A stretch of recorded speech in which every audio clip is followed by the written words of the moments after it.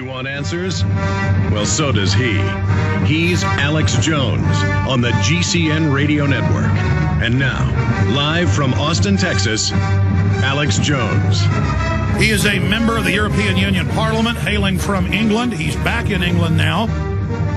And, of course, he was the former United Kingdom Independence Party head. He stepped down for that to run for another office.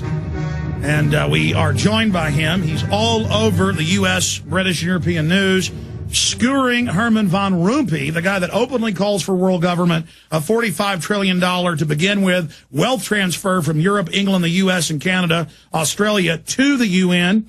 Gordon Brown last week called for a global government through a banking constitution where the banks take full control of the nations and then taxes are paid directly to them. He joins us for the next 30 minutes. Nigel Farage, rampage of rudeness is the Guardian headline. Nigel Farage faces reprimanded for calling Herman van Rompuy wet rag. London Telegraph. I would call him even more, a horrible, sickening, criminal parasite. Thank you for joining us, sir. Thank you very much. And yes, I think given that what people like Van Rompuy are doing is robbing us of our democracy and robbing us of our ability to determine our own futures, I think I was quite moderate, really. I think you were. I mean, this guy wants to take $45 trillion from us and give it to himself. He's unelected. The whole climate thing has been proven to be a fraud. I mean, he's heading up a criminal enterprise. It is extraordinary. And of course, you know, he's not been put there by any democratic means. He can't be removed by any democratic means. And he was talking openly, Van Rompuy, this week in Brussels, about the move towards world government. Nothing hidden anymore. They're not even pretending anymore. This is what some of these people are pushing for. Yes, Paul Watson at Prison Planet 2 days ago wrote another article with multiple quotes of him saying global governance, global government. I mean, and it's undemocratic. The Financial Times of London admits it's undemocratic. England's already under it, even though you haven't voted to be part of it. I mean, when does this end? Well, you know, some things in life have to get worse before they can get better. I think the fact that they're being totally open now about their ambitions shows that they think it's in the bag, shows they think they've done the deal, they're the winners, it's all over. And, of course, when people get as arrogant as that, then, you know, the old saying that pride comes before a fall, it will come. But, you know, it's difficult to see in the depths of a time like this exactly what the catalyst will be. But I just know from my travels, from talking to you guys across your side of the pond, and I just know there is a growing awareness, a growing feeling amongst tens of millions of people. They're beginning to wake up to what's being done to them, and it can't go on. Well said. Let's talk about the punishment you're going to undergo. What can they do to you? Well, yes, I have got to report to the headmaster's study at midday on Tuesday. It's also reminiscent of being sort of caught smoking at school, isn't it? You know, sent off to take your 6 of the best whacks or whatever it may be. I'm going to his office at midday, at his request, obviously. I think that over the last couple of days, this has escalated into a diplomatic crisis because the Prime Minister of Belgium, the non-country as I called it, the Prime Minister of Belgium is demanding an apology and demanding that this doesn't ever happen again. So I think they're going to ask me to apologize. They don't want you to continue to point out the obvious that especially Belgium and other nations are fully controlled now by the unelected EU. You have the unelected Van Rompuy telling you, an elected member of the parliament, to shut up. Oh, absolutely. Oh, absolutely. I mean, that analysis is entirely right. I am guessing that I'll go and see them next week. I'll be told to apologize. I'm going to point-blank refuse. I have nothing to apologize for. I mean, telling the truth should not be something for which I have to apologize or confess. I mean, crikey, we're back to the days of Stalin and show trials, aren't we? And I'm guessing they're going to suspend me from the parliament or something like that. Well, let them do it. I don't care. That'll only draw more attention to this viperous little demonic creature. I mean, Van Rompuy, just his whole demeanor, not just his actions, is like Pachari. I mean, they look like something out of Oliver Twist or something. Classic villain. Stay there. Nigel Farage, UK member of the European Union Parliament. We'll be right back in 3 short minutes. The Bilderberg Group documents from their founding meeting in 1954, covered by the BBC a few years ago, reported they wanted to set up the European Union. They said Hitler had failed to take over militarily, that the European Union would be established, and then economically take over the planet. Now they admit the European Union, unelected, the separate group of bureaucrats that control the nations, are now telling the elected members, like Nigel Farage from the UK, part of the European Union Parliament, that he can't criticize Herman von Rompuy. And he joins us now. He's being called in next Tuesday to be chastised. Recap that, Mr. Farage, and you're saying you're not going to apologize to von Rompuy or to anyone else, and you expect to be suspended. How does that work? How long will you be out of the Parliament? Difficult to tell.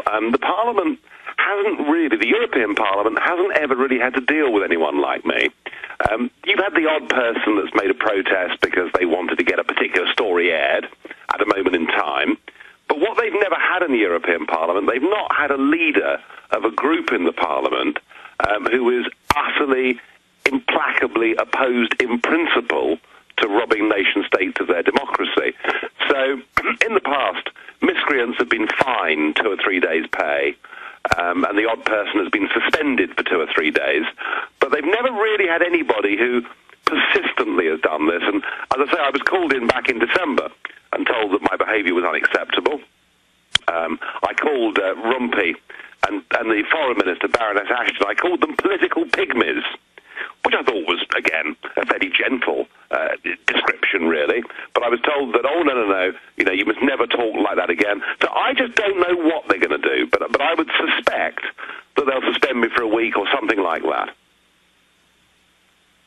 Expanding on this, for those that don't know, listening in the U.S. and around the world, when you talk about the bureaucrats being unelected, absorbing England, even though your nation's never been able to vote on this, Lord Monckton and many others yourself have talked about as much as 80% of your laws are not even British laws. They're just bureaucracy handed down. Obama's now saying he doesn't care if the U.S. Senate won't ratify and won't go along with the failed treaty and won't pass this bill. He's just going to order the bureaucracy to do it. So this is rule by unelected bureaucracies. But break down the EU model for those that don't understand. Yeah, the way the EU works is there is a thing called the European Commission, and there are 27 people. Each is appointed, not elected, but appointed by their own member state, and i.e. their own country, and each of them has a job title and a brief. So you have, someone in charge of health and someone in charge of EU expansion, etc., etc. They have beneath them 30,000 bureaucrats, and the European Commission has the sole right within the European Union to propose legislation and the sole right to repeal, amend, or change legislation. So what happens is the Commission comes up with a law. It gives it to the Parliament. The Parliament messes around with it. The Parliament can delay it a little bit, and then in the end it gets rubber-stamped further down the line by more civil servants. So everything, the way in which our laws are actually drawn up in the European Commission, the whole process is done entirely in secret. The relationship, of course, because with those commissioners and big business, is distinctly unhealthy. And it is a remarkable thing to think that it is the bureaucrats that make law and the parliamentarians that just fiddle around with the implication. And that, in essence, is the model of this system. We cannot vote for commissioners. We cannot remove commissioners. It is the absolute destruction of democracy and the victory of bureaucracy. So here's a cheap analogy. Tell me if you agree. They're hanging England and the rest of the former sovereign nations at a hangman's gallows, but you get to decide the color of the rope that is put around your neck. You get to decide what color a bullet is painted that's put in a handgun and fired into your head. Yeah, that's quite a good way of putting it, really. But yeah, I mean, the nation states are disappearing. And of course, already it's not working. I mean, the last time I came on your show, I talked to you about Greece, if you remember, and how Greece was signed up to the single currency and things weren't working. Well, now this week, we've had a general strike in Greece. We've had the police using tear gas, rubber bullets, all this kind of thing. And a war of words beginning to break out between Greek politicians and German politicians. So even as they've kind of put the finishing touches with this recent treaty they got through, as they've got their new president in Van Rompuy, as they've got their foreign minister in Ashton, even if, as it appears that they've succeeded, actually the cracks and contradictions within